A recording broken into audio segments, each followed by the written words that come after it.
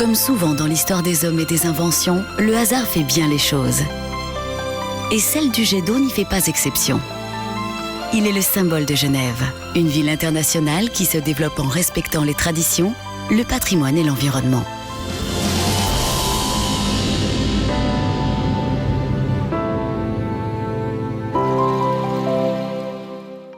Jusqu'à la fin du 19e siècle, l'eau, principale source d'énergie, était vecteur de progrès. En plein essor, Genève se développait de manière considérable et le besoin en eau était impératif, tant pour l'industrie que pour les habitants.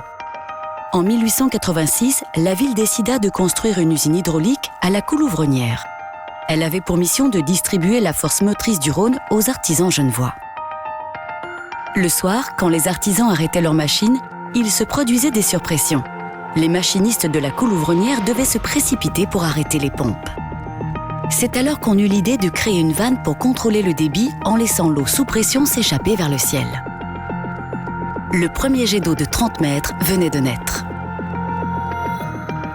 En juillet 1891, le conseil administratif de la ville de Genève décida de promouvoir le jet d'eau au rang d'attraction touristique et le déplaça au bout de la jetée des eaux vives au cœur de la rade. Pendant plusieurs décennies, le jet d'eau était raccordé au réseau d'eau potable. En 1951, il conquiert son autonomie quand une station de pompage des eaux du lac, partiellement immergée, est construite pour l'alimenter. C'est cette installation innovante qui lui donne toute sa force, à raison d'1 mètre cube d'eau projeté toutes les 2 secondes. Un géant est né, animant Genève avec panache depuis plus de 120 ans. Propriétaire du jet d'eau, les services industriels de Genève assurent son fonctionnement et son entretien tout au long de l'année. Pour stabiliser la monumentale sculpture liquide et permettre un flot constant, SIG a mis en œuvre tout son savoir-faire. Une plateforme d'un diamètre de plus de 9 mètres a été arrimée sur des fondations solides dans la rade au bout de la jetée. Elle abrite 2 puissants groupes de motopompes baptisés Jura et Salève.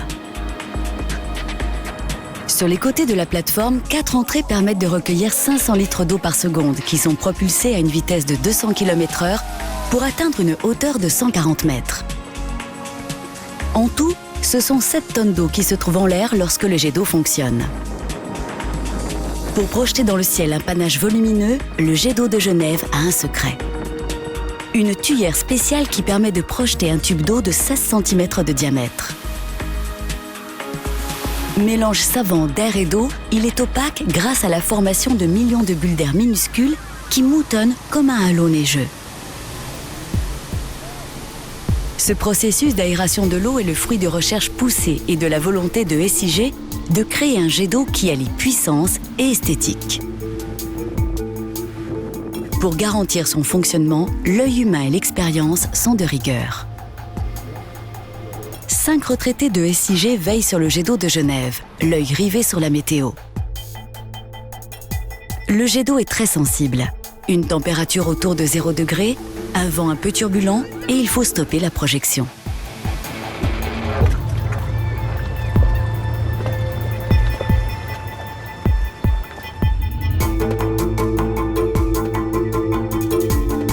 Le soir, la star de la rade est illuminée.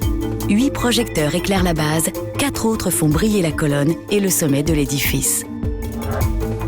En illuminant exceptionnellement le jet d'eau en couleur, SIG soutient des actions humanitaires. Patrimoine de Genève, le jet d'eau n'a cessé d'évoluer. D'une histoire de surpression, il est devenu aujourd'hui le symbole de la ville. On vient de loin ou en voisin pour l'admirer.